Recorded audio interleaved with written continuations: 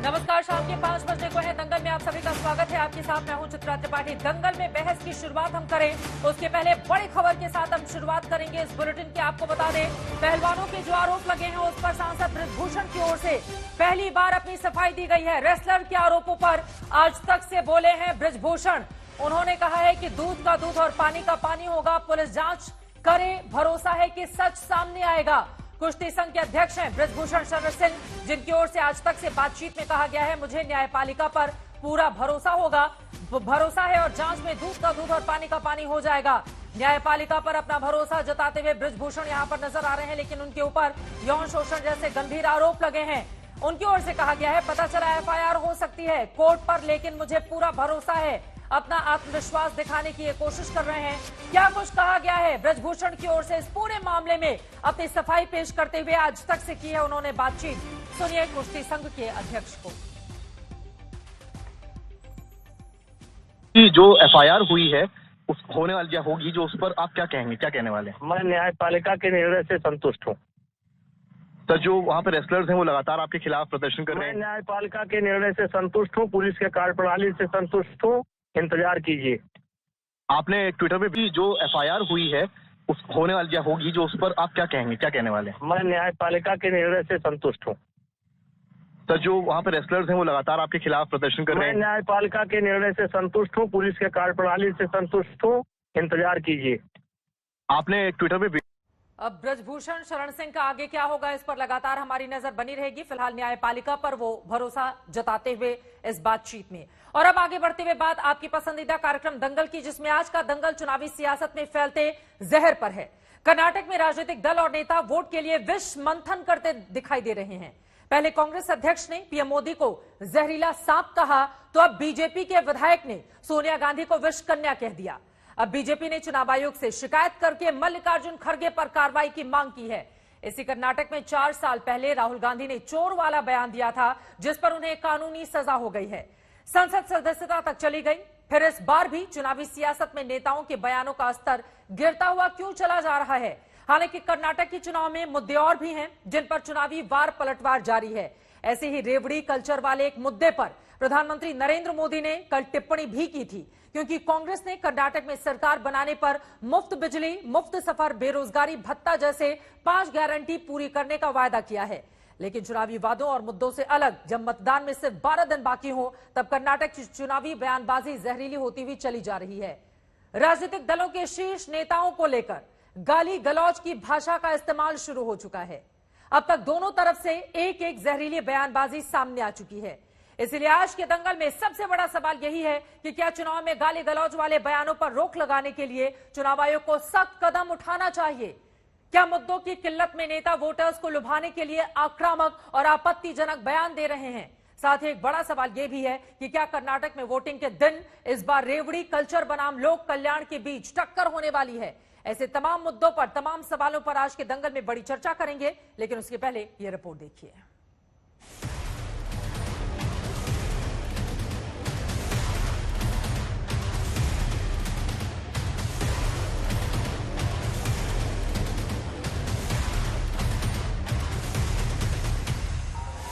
बारह दिन बाद कर्नाटक फैसला करने वाला है।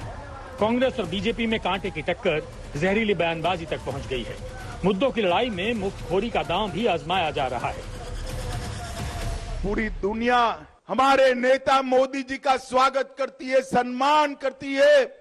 एक कांग्रेस के अध्यक्ष खड़गे जी उनको कहते हैं कि विषैला सांप जैसे हैं। अरे कांग्रेस वालों, आपकी मती मारी गई है, मती मारी गई है। कर्नाटक चुनाव की लड़ाई का जहर चैप्टर तब शुरू हुआ जब गुजरात में रावण ब्रांड राजनीति करके मुंह की खा चुकी कांग्रेस एक बार फिर सांप और जहर तक पहुंची, तो बीजेपी नेताओं की जबान भी बेकाबू होने लगी। ಮೋದಿ ಅಂದ್ರೆ ಈ ವಿಷದ ಹಾವಿದ್ದಂಗೆ, ನೀವಂದ್ರೆ ಇದು ವಿಷ ಅದ ಇಲ್ಲ ನೋಡೋಣ, ಸ್ವಲ್ಪ ನೆಕ್ ನೋಡೋಣ, ನೆಕ್ಕಕ್ ಹೋಗಿರಿ, ನೆಕ್ಕರು ಸತ್ತ. ಸೋನಿಯಾ ಗಾಂಧಿಯ ವಿಷಕನ್ನೇ ನಂಗಾದ್ರ ಈ ದೇಶ ಹಾಳು ಮಾಡೋಣಂತ ಚೀನಾ ಮತ್ತು ಪಾಕಿಸ್ತಾನದ ಏಜೆಂಟರಾಗಿ ಕೆಲಸ ಮಾಡುವಂತ Sonia Gandhi this is not our culture. This is BJP certainly does not subscribe to this, and we have already spoken to the concerned MLA about this. I demand the apology not from the rogue Yatnal. I demand from the Honorable Prime Minister of this country and the Chief Minister of this country. चुनावी सियासत में कड़वी होती जबान से अंदाजा लगता है कि कुर्सी के लिए टक्कर कितनी जोरदार है और इसी की कड़ी में एक और मुकाबला वादे बनाम रेवड़ी की राजनीति का है। कांग्रेस ने कर्नाटक में 5 वादे किए हैं। मुफ्त बिजली से लेकर मुफ्त बस यात्रा और मुफ्त बिजली, मुफ्त चावल से लेकर बेरोजगारी भत्ते तक का ऐलान किया है। तो दूसरी ओर प्रधानमंत्री नरेंद्र मोदी ने कांग्रेस के वादों को सत्ता के लिए रेवड़ी करार दे दिया। मुफ्त की रेवड़ी की राजनीति की वजह से कई राज्य इतना बेतहासा खर्च अपनी दलगत राजनीति की भलाई के लिए कर रहे हैं, राज्य कर्ज में डूबते चले जा रहे हैं और आने वाली पीढ़ियों का भी वो खा जा रहे हैं। रेवड़ी कल्चर और मुफ्त की योजनाओं के साइड इफेक्ट की बात की जाए तो मिसाल के तौर पर देखिए कि दिसंबर 2022 तक भारत सरकार पर 613 अरब डॉलर से भी ज्यादा बाहरी कर्ज हो चुका था, जो जीडीपी के अनुपात में 19% से भी अधिक है। इस हालत में भी सरकार को कल्याणकारी योजनाएं चलानी पड़ती हैं और 2 साल में सिर्फ 5 किलो मुफ्त अनाज पर केंद्र सरकार 3,91,000 करोड़ रुपए खर्च कर चुकी है। और मुफ्त योजनाओं से सरकारी खजाने पर बढ़ते बोझ की हालत सिर्फ केंद्र सरकार की ही नहीं, कर्नाटक के ऊपर 2018 से पहले 2,40,000 करोड़ का कर्ज था, जो 2023 में बढ़कर करीब 5,40,000 करोड़ को भी पार कर गया। फिर भी कर्नाटक में राहुल गांधी ने एक दिन पहले तक 4 मुफ्त योजनाओं का ऐलान किया। उसमें गुरुवार को 5वें वादे का भी ऐलान कर दिया। राहुल ने कहा कि सत्ता में आते ही कर्नाटक में गृह लक्ष्मी योजना के तहत हर परिवार की एक महिला को 2,000 रुपए प्रति महीने की रकम दी जाएगी। गृह ज्योति योजना के तहत हर घर को 200 यूनिट तक मुफ्त में बिजली दी जाएगी। अन्न भाग्य योजना के तहत गरीबों को 10 किलो मुफ्त चावल दिया जाएगा। युवा निधि योजना के तहत ग्रेजुएट बेरोजगारों को 3,000 रुपए महीने का भत्ता दिया जाएगा और सरकारी बसों में महिलाओं को मुफ्त में यात्रा की सुविधा दी जाएगी। हालांकि कर्नाटक में मुफ्त की योजनाओं का ऐलान बीजेपी ने भी किया है, लेकिन बीजेपी उसे देशहित में लोक कल्याण बताती है। 2.5 लाख करोड़ रुपया सीधा किसान के बैंक अकाउंट में डालने का काम किया। 3 करोड़ गरीबों को घर दिया। 80 करोड़ लोगों को 5 लाख तक का स्वास्थ्य का बीमा दिया। पीएम मोदी का कहना है कि उनकी सरकार अपने दल और वोट के लिए नहीं, राष्ट्र निर्माण और भविष्य के भारत के लिए कल्याणकारी योजनाएं चलाती है, रेवड़ी नहीं बांटती। अनघा और शिल्पा नायर के साथ सगय राज, बेंगलुरु, आज तक। चुनाव बेहद नजदीक है। ऐसे में एक तरफ जहां चुनावी वायदों की बौछार है, वहीं दूसरी तरफ जहरीली जुबान भी आर पार है। कई ऐसे सवाल हैं जिसको लेकर दंगल में बड़ी चर्चा करेंगे। खास मेहमान जुड़ चुके हैं, उनका परिचय आपसे करवा देती हूं। के शर्मा जी, प्रवक्ता भारतीय जनता पार्टी के हमारे साथ जुड़े हुए हैं। आलोक शर्मा जी, प्रवक्ता कांग्रेस पार्टी के हमारे साथ मौजूद हैं। अश्विनी महाजन जी, आप अर्थशास्त्री हैं। चूंकि मुफ्त की रेवड़ी की चर्चा बहुत ज्यादा हो रही है, इस वजह से उनसे हम समझने की कोशिश करेंगे कि राज्यों को कितना नुकसान होता है और आगे आने वाले वक्त के लिए इस तरह की राजनीति कितनी घातक हो सकती है। रवि श्रीवास्तव जी, पॉलिटिकल एनालिस्ट हैं, आम आदमी पार्टी के सपोर्टर हैं, हमारे साथ मौजूद हैं। और साथ ही हमारे साथ हैं विशाल मिश्रा जी, आप पॉलिटिकल एनालिस्ट हैं, आरएसएस के विचारधारा को आप समर्थन करते हैं। लेकिन सबसे पहले शुरुआत आपसे ही करते हुए के शर्मा जी, मतलब कल मल्लिकार्जुन खड़गे जी का बयान सामने आया तो आज जवाबी तीर के साथ उतर गए आपके विधायक, विषकन्या बता रहे हैं। क्या है इस पर जवाब आपका? जैसे को तैसा नहीं। ये वाली पॉलिटिक्स कर रही है बीजेपी। चित्रा जी, आपने अभी ही चलाया है कि हमारे, देखिए अभी आपने अपने ही चैनल पे चलाया है, ऑलरेडी हमारी पार्टी की ओर से उस बयान का खंडन किया गया है। उस विधायक से बात की गई है, उससे कहा गया है कि इस तरह के बयान आने वाले समय पे नहीं हो। आपने स्वयं चलाया, हमने उसका तत्काल खंडन किया कि इस तरह का ना हमारा संस्कार होना चाहिए, ना संस्कार है, ना ऐसी भाषा में बोलनी चाहिए, ना बोलना है। लेकिन मैं दूसरी बात कहता हूं कि कल जिस ढंग से खड़गे साहब कोई छोटे मोटे नेता नहीं है, वो कोई विधायक नहीं है। चित्रा जी कांग्रेस पार्टी के राष्ट्रीय अध्यक्ष हैं, राज्यसभा में प्रतिपक्ष के नेता हैं, वो कई बार लोकसभा में प्रतिपक्ष के नेता रह चुके हैं, वो कोई सामान्य व्यक्ति नहीं है। और जिस ढंग के उन्होंने शब्दों का प्रयोग किया माननीय प्रधानमंत्री जी के लिए, जो कि इस देश के माननीय प्रधानमंत्री नहीं, प्रधानमंत्री एक पद नहीं है, एक संस्था होती है, और उसमें जो कि एक विश्व के लोकप्रिय नेता है, उनके लिए किस तरह का एक सीरियल चला आ रहा है। मौत के सौदागर से चालू होता है, फिर मोदी तेरी कब्र खुदेगी, मर जा मोदी, मर जा मोदी, ये भाषा शैली होगी। इस तरह से आप चुनाव लड़ेंगे। ठीक है। मैं ये कहना चाहता हूं कि इस तरह से कांग्रेस करके, ये कांग्रेस के जो बड़े नेता इस तरह की बयानबाजी कर रहे हैं, और खड़गे साहब कोई पहली बार नहीं बोल रहे हैं। आपको गुजरात का चुनाव याद होगा, गुजरात के चुनाव में भी इन्होंने रावण कहा उनको। इस तरह से जो है आप शब्दों का प्रयोग करते हैं, गाली गलौज करते हैं, को लेकर आप मामला दर्ज करवाने चले जाते हैं। मैं पूछूंगी आलोक शर्मा जी से, लेकिन उधर कांग्रेस कह रही है विधायक को पार्टी से निकाले बीजेपी। मैं एक बात कहकर समाप्त करता हूं मात्र चित्रा जी, एक बात देखिए, ये भाषा शैली क्यों आई? कांग्रेस के आंकड़ों के कहने पर यह भाषा शैली बोली जाती है, और इसका एक और संदेश है कि अब जो गुजरात, वहां पर कर्नाटक के अंदर में कांग्रेस पार्टी को हार साफ दिखाई दे रही है। हताशा, निराशा और बौखलाहट में उनसे शब्द निकलते हैं, बोल रहे जो कि आपने बीजेपी के गुजरात में विधायक भी देखा था और यहाँ भी भाषा का इस्तेमाल कर रहे हैं। के शर्मा जी, कांग्रेस कह रही है कि बीजेपी हटाए अपने विधायक को, जिन्होंने अब शब्दों का इस्तेमाल किया है। नहीं, हमने तो तत्काल खंडन किया, उसका तत्काल खंडन किया है, और ये भी कहा है कि ये शब्द क्यों किसी भी तरह से मंजूर नहीं है। लेकिन खड़गे साहब और विधायक में बहुत अंतर है चित्रा जी। ठीक है, आलोक शर्मा जी, के शर्मा जी की बात तो महत्वपूर्ण है ना, नेता वो इसके कांग्रेस के अध्यक्ष हैं। ठीक है, अब ये बात तो सच है कि एक विधायक में और देश की विपक्षी सबसे बड़ी पार्टी के अध्यक्ष में जमीन आसमान का फर्क होता है। तो उनकी ओर से बयान दिया गया, इधर से भी बयान, लेकिन आज कांग्रेस पूरे अपने टीम के साथ आ गई है सामने।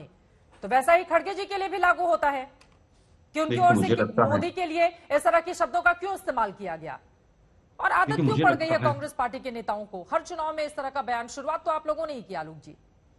हाँ, बिल्कुल, सबने शुरुआत किया, और कांग्रेस ने शुरुआत किया। एडीआर की रिपोर्ट कहती है मोदी जी की सरकार आई है, उसके बाद 600% इस तरह की बयानबाजी बढ़ी है, और वो बयानबाजी मैक्सिमम बीजेपी की लीडर्स की है।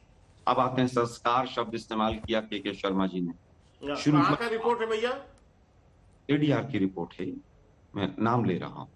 शुरूपंखा, खूनी पंजा, एडीआर में ये लिखा है। सुनिए ना जरा, मैं आपके बीच में नहीं बोला, शांति से सुनिए।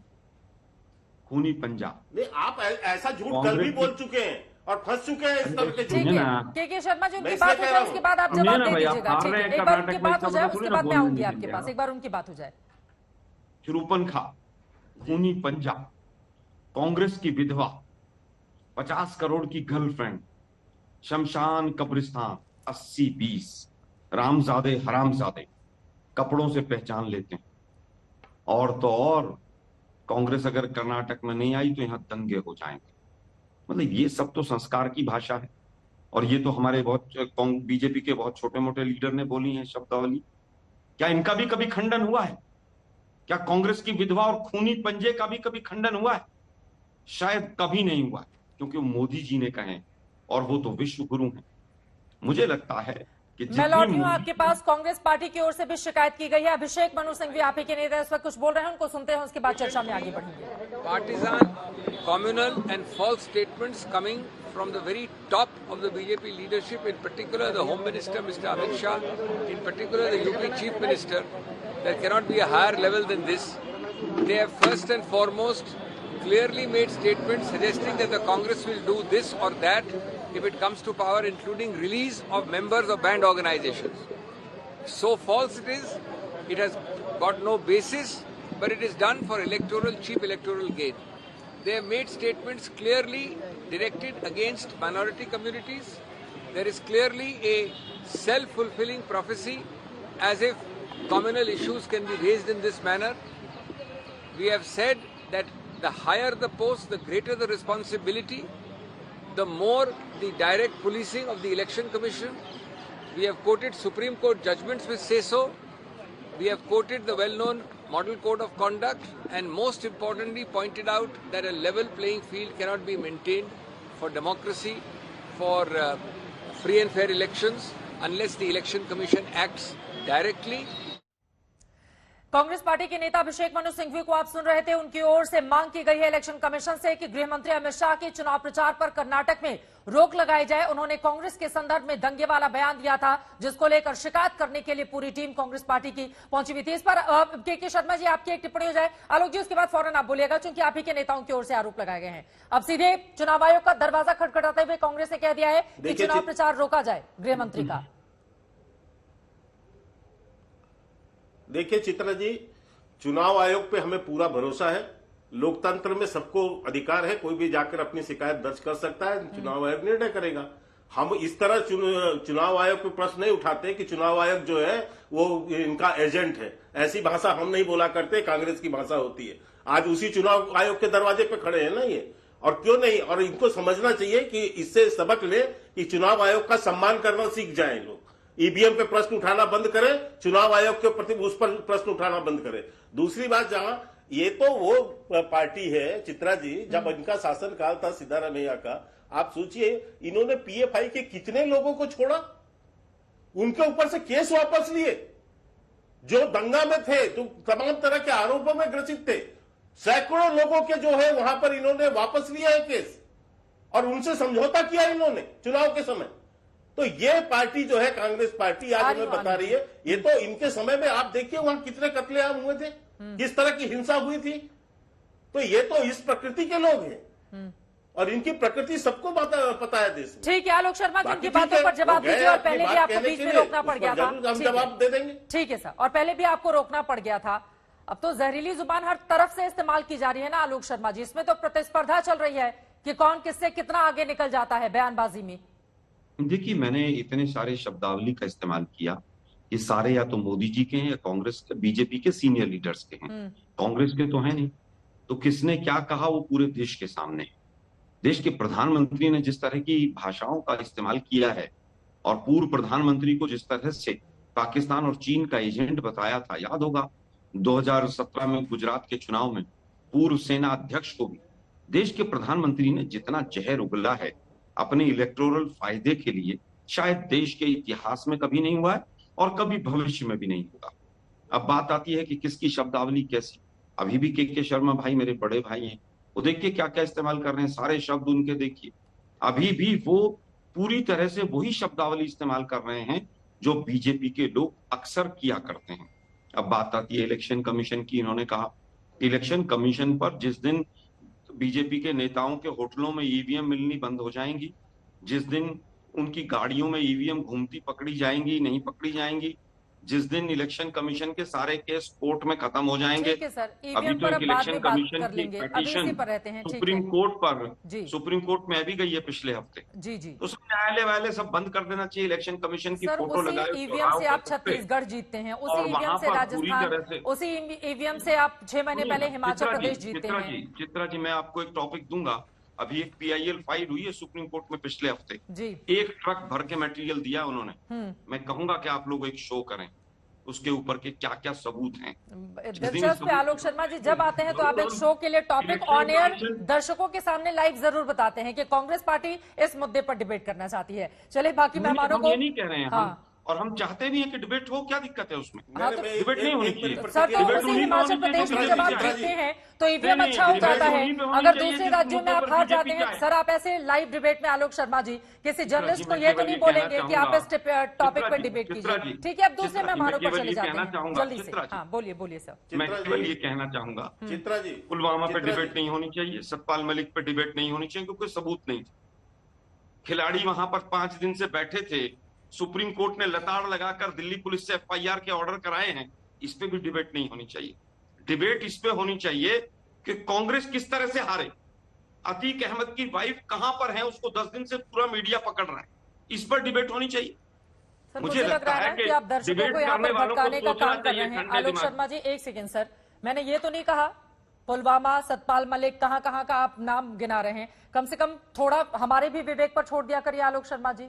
नहीं आपका ठीक है, और आप एक सेकेंड सर, और कांग्रेस पार्टी का कोई नेता आकर तय नहीं करेगा कि हम किस पर डिबेट करें और किस टॉपिक पर नहीं करें। प्लीज सर, बीजेपी और कांग्रेस की आपसे लड़ाई है ना, आप चैनल के लिए मत तय कीजिए आलोक शर्मा जी, और ये पूरी तरह से गलत है। अगर किसी भी एंकर को डिक्टेट करके आप बोलेंगे कि इस टॉपिक पर आप डिबेट कीजिए, आप कह रहे हैं कि कांग्रेस पार्टी पर डिबेट क्यों की जा रही है? है ना, ये तो गलत बात है ना सर। चलिए मैं बाकी मेहमानों पर आ जाती हूँ, ठीक है सर, अब बाकी मेहमानों पर आ जाती हूँ, बाकी मेहमानों पर, ठीक है सर, इधर उधर नहीं भटकते हैं सर। मैंने तो दोनों ही बयानबाजी पर ना, विष कन्या वाला बयान विधायक का और उधर दूसरी तरफ नरेंद्र मोदी के लिए जिस तरह के शब्दों का इस्तेमाल किया गया है मल्लिकार्जुन खड़गे की ओर से, दोनों पर डिबेट कर रहे हैं। लेकिन आदत पड़ गई है चूंकि नेताओं की कि वो एंकर पर जब तक हमला नहीं करेंगे उनकी बात पूरी नहीं होगी। एनीवे, रवि श्रीवास्तव जी और 6 बजे हम रेसलर पर डिबेट कर रहे हैं, आप जरूर देखिएगा आलोक शर्मा जी। और 3:30 बजे भी हमने किया, 4 बजे भी हमने वहां पर किया और दिन भर हमने लगातार खबरें भी दिखाई। आपके सर्टिफिकेट की जरूरत नहीं है प्लीज सर। रवि श्रीवास्तव जी से भी आपके पास आते हुए, रवि श्रीवास्तव जी, ये प्रतिस्पर्धा आखिर कब तक चलती रहेगी जहरीली जुबान की? कर्नाटक में चुनाव है, इस वजह से इस तरह का मौसम चला आया है, और क्या चुनाव आयोग को सख्ती नहीं दिखानी चाहिए ताकि कम से कम गाली गलौज और ये जो विष वाला बयान है ऐसे नेताओं पर रोक लग सके और इसका दायरा फैले नहीं? रवि श्रीवास्तव जी, देखिए, ये चुनावी प्रक्रिया के अंदर गंदी भाषा के प्रयोग पर तो चुनाव आयोग को निश्चित रूप से कुछ ना कुछ दिशा निर्देश देने चाहिए, क्योंकि ये आज से नहीं हो रहा है, ये पहले भी था। आज से 2013 से पहले जब देश में सरकार थी तब भी था, मगर तब ये फर्क था कि थोड़ी बहुत शालीनता बाकी बची थी। मौत का सौदागर या दो चार शब्द इधर उधर होते थे, मगर जो स्तर अब ये पिछले 9 सालों में गिरा है, इतना पहले कभी नहीं देखा गया। तो इस पर तो निश्चित रूप से कुछ ना कुछ रोक लगनी चाहिए। जो आपने एक मुद्दा उठाया, एक फ्री रेवड़ी वाली आपने बात की, तो उस पर कुछ कहना चाहता हूँ कि देश में जब पुरानी सरकार गई थी तो 53 लाख करोड़ का खर्च था, आज 140 लाख करोड़ का कर्ज है। हर पैदा होने वाला बच्चा 1 लाख रुपए का कर्ज लेके पैदा होता है।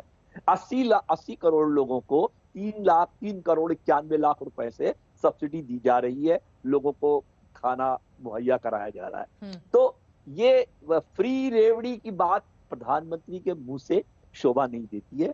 और जो ये किया जा रहा है, आप देखें कि आम आदमी पार्टी की सरकार है, अपने पंजाब में भी है, दिल्ली में भी है, दोनों जगह के बजट जो हैं वो सरप्लस में हैं, और वो अपनी तरफ से जो भी सब्सिडी बिजली के लिए, पानी के लिए, शिक्षा के लिए, स्वास्थ्य के लिए, महिला सुरक्षा के लिए जो भी देना चाहते हैं वो दे रहे हैं, उन्होंने अपने वादे पूरे किए हैं। तो इन चीजों से, इन खर्चों से राज्य की अर्थव्यवस्था चौपट नहीं होती है, ये विश्वास रखिए। अगर आप अपने लूपहोल्स को प्लग करेंगे तो आपके पास सफिशिएंट रेवेन्यू है कि आप राज्य को चला सकें और जनता की खुशहाली के लिए वेलफेयर स्कीम्स को भी ठीक है, आप ये कह रहे हैं कि राज्यों को किसी भी तरह का कोई नुकसान नहीं होता है, पीएम की ओर से जो बातें कही गई हैं वो गलत हैं। विशाल जी, मैं फौरन आपके पास आऊंगी, लेकिन उसके पहले अर्थशास्त्री अश्विनी महाजन जी हमारे साथ जुड़े हुए हैं। फ्री की रेवड़ी कल्चर की वजह से क्या राज्यों के ऊपर बोझ बढ़ता है, नहीं बढ़ता है? अश्विनी जी, मुझे लगता है कि आप ज्यादा बेहतर बता पाएंगे। उन्होंने जो सवाल खड़े किए हैं उस पर जवाब आपका, अश्विनी महाजन जी। देखिए, ये जो फ्री बीज बांटने की जो शुरुआत हो गई है और इसके माध्यम से वोटरों को लुभा करके किसी न किसी तरीके से सत्ता हथियाने की, कब्जाने की कोशिश होती रहती है। सभी पार्टियां करती हैं वैसे तो, लेकिन जिस स्तर से अभी, मैं तो दिल्ली का उदाहरण आपको दूं जी, देखिए कि हम 3200 करोड़ रुपए की सब्सिडी यहाँ पर दे रहे हैं फ्री बिजली देने के लिए। अगर फ्री बिजली किसी गरीब आदमी को दी जाती तो अलग बात है। पूरी दिल्ली को हम फ्री बिजली दे रहे हैं अप टू ए लेवल, उसका खर्चा जो है 3200 करोड़ रुपया, उसका बोझ कौन भर रहा है? बिल्कुल, उसका बोझ भर रहा है सामान्य दिल्ली का नागरिक, बिल्कुल, जिसकी सुविधाएं कम हो रही, उसकी सड़कों पर नए स्कूल नहीं बन रहे, नए कॉलेज नहीं बन रहे, नए अस्पताल नहीं बन रहे, लोगों के लिए सुविधाएं निर्माण नहीं हो रही हैं। मैं आपको एक उदाहरण बताता हूं कि 15 साल जो उससे पहले के थे, केजरीवाल जी की सरकार से पहले के जो 15 साल थे, उसमें शीला दीक्षित जी मुख्यमंत्री थी, उस समय 20% की दर से कैपिटल एक्सपेंडिचर में वृद्धि हो रही थी। ग्रोथ जो थी दिल्ली के 20% की दर से बढ़ रही। ठीक है, उससे पहले भी इसी प्रकार से होता था। उससे पहले मदन लाल खुराना जी के समय लगातार जो दिल्ली में कैपिटल एक्सपेंडिचर बढ़ रहा था, नए नए फ्लाईओवर्स बनते थे, सड़कें, नए नए स्कूल बनते थे, कॉलेज बनते थे। अभी सब कुछ बंद हो गया। अब केवल फ्री पैसा बांटा जा रहा है और लोगों को फ्री बिजली, फ्री पानी, और महिलाओं के लिए एक महिला जो है वो खर्च कर सकती है, दे सकती है टिकट के पैसे, तो उससे भी नहीं लिए जा रहे। बिल्कुल एक गलत प्रकार से पैसे का दुरुपयोग होता है। ये फ्रीबीज, ये फ्रीबीज हर जगह हो रही है। कहीं तमिलनाडु में मंगलसूत्र बांटे जा रहे हैं, कहीं साइकिल दिए जा रहे हैं, कहीं मोटरसाइकिल दिए जा रहे हैं, कहीं टेलीविजन दिए जा रहे हैं। तो इसको समाप्त करने की जरूरत है। देखिए फर्क होता है, अगर मान लिया किसी आदमी के पास घर रहने को नहीं है, हम सुनते थे बहुत साल पहले तक कि लोगों के पास कच्चे घर हैं, लेकिन अगर उनका पक्का घर बनवा दिया जाए कच्चे घर वालों का, तो उसको तो फ्रीबीज नहीं मानेंगे। लेकिन अगर कोई गरीब आदमी जो भूखा है, उसको हमने अन्न दे दिया, तो उसको तो हम फ्रीबीज नहीं मानेंगे ना। लेकिन जब जो लोग दे सकते हैं, बिजली का बिल भर सकते हैं, वो उनको भी फ्री बिजली दी जाए। जो पानी का बिल भर सकते हैं उनको भी फ्री पानी दिया जाए। बहुत महत्वपूर्ण बात अश्विनी महाजन जी आपकी ओर से कही गई है। और यहाँ पर कांग्रेस पार्टी की ओर से भी जो वायदे किए गए हैं, खासतौर से कर्नाटका में फ्री 2000 रुपए प्रति महीने रकम देने के लिए महिलाओं को गृह लक्ष्मी योजना चलाई जाएगी, जिसमें एक परिवार की महिला को 2000 रुपए दिए जाएंगे। इसके अलावा गृह ज्योति योजना के तहत हर घर को 200 यूनिट तक मुफ्त में बिजली दी जाएगी, हर घर को। अन्य भाग्य योजना के तहत गरीबों को 10 किलो मुफ्त में चावल दिया जाएगा। यहाँ पर तो गरीबों की बात है। ऐसे ही कुछ और भी फ्री में योजनाएं की गई हैं। लेकिन आप कह रहे हैं जो दिल्ली के संदर्भ में आपकी ओर से सवाल उठाया गया है, रवि श्रीवास्तव जी, उनका सवाल तो महत्वपूर्ण है। जो विकास के कार्यों पर खर्च हुआ करते थे, जो फ्लाईओवर बनते थे, बाकी जो स्कूल कॉलेज की वो बात कर रहे हैं, वो ठप पड़ गए हैं। तो उनकी बात को आप खारिज तो नहीं कर सकते हैं ना रवि श्रीवास्तव जी।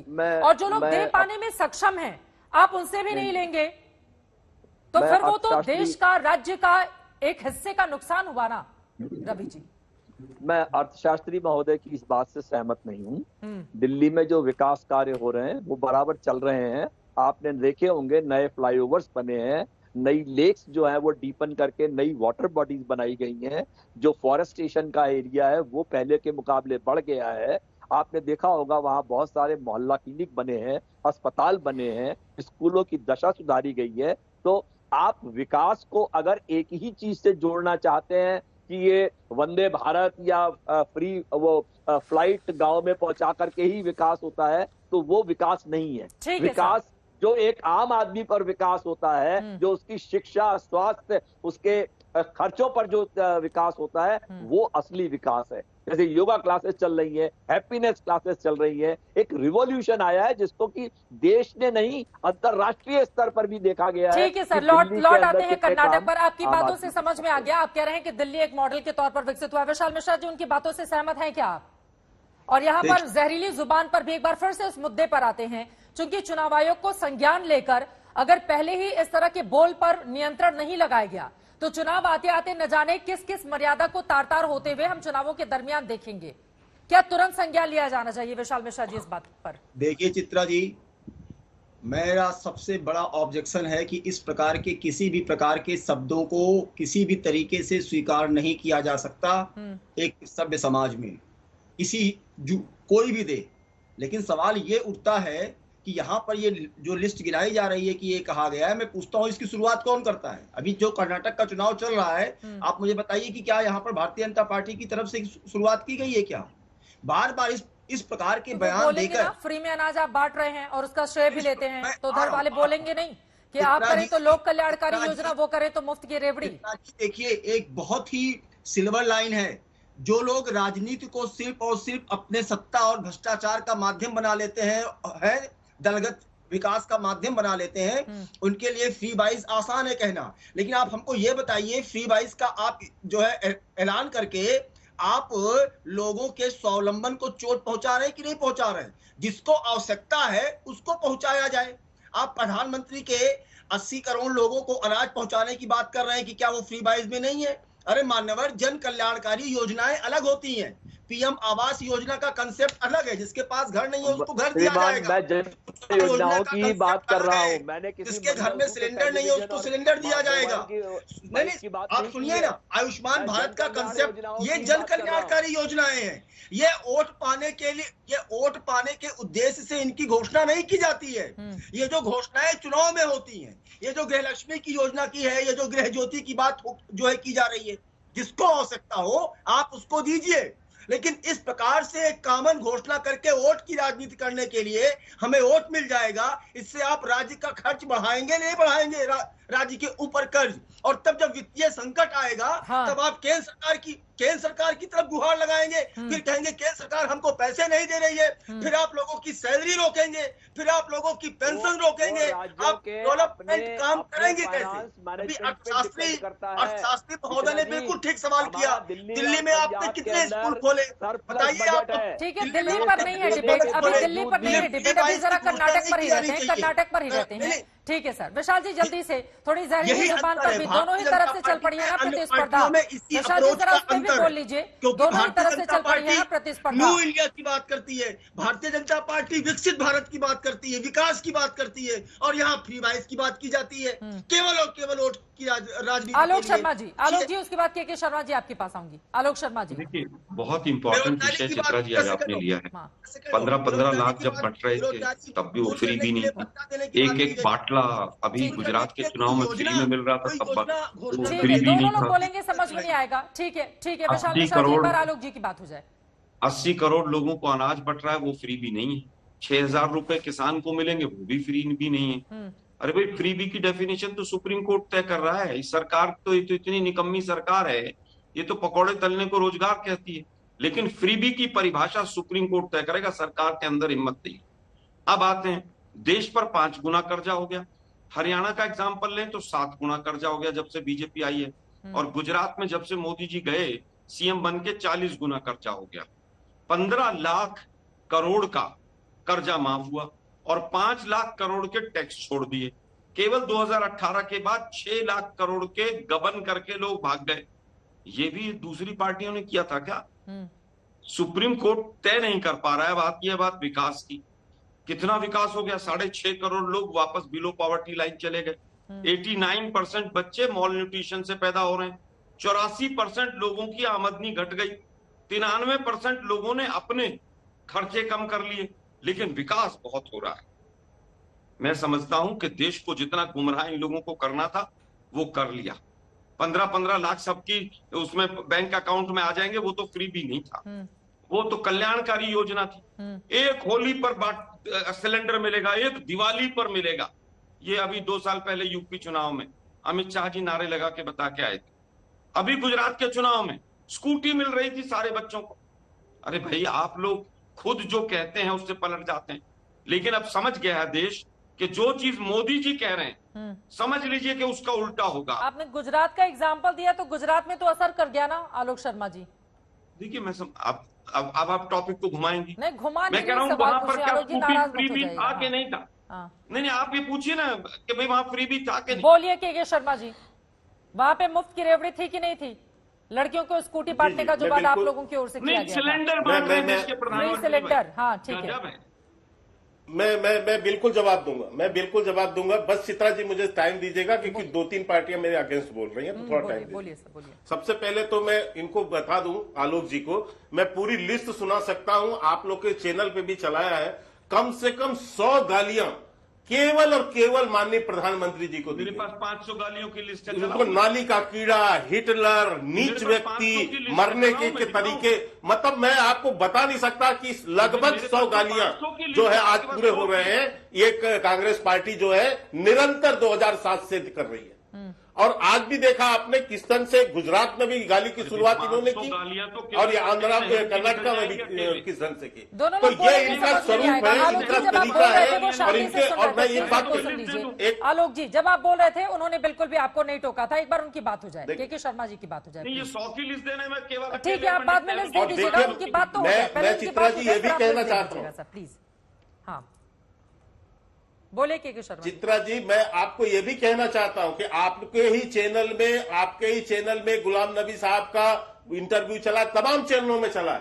गुलाम नबी साहब ने स्वयं इस बात को बताया सब चैनलों में कि राहुल गांधी और सोनिया गांधी खुश होती हैं जब मोदी जी को गाली दिया जाता है। ये इतने बड़ा जो 50 साल कांग्रेस में रहे उस नेता का खुलासा है कि उनको खुशी होती है। तो मैं ये कहना चाहता हूं कि ये इनके तो तरीके बने हुए हैं कि जहां इनको कुछ ना समझ आए वहां गाली गलौज करो, चिल्लाओ, प्रधानमंत्री जी को अपशब्द बोलो, कब्र खोद दो। यही बैठ के जो रणदीप सुरजेवाला और ये लोग एयरपोर्ट पे आपने दिखाया ना सबको, मोदी तेरी कब्र खुदेगी, मर जा मोदी, मर जा मोदी, ये क्या है?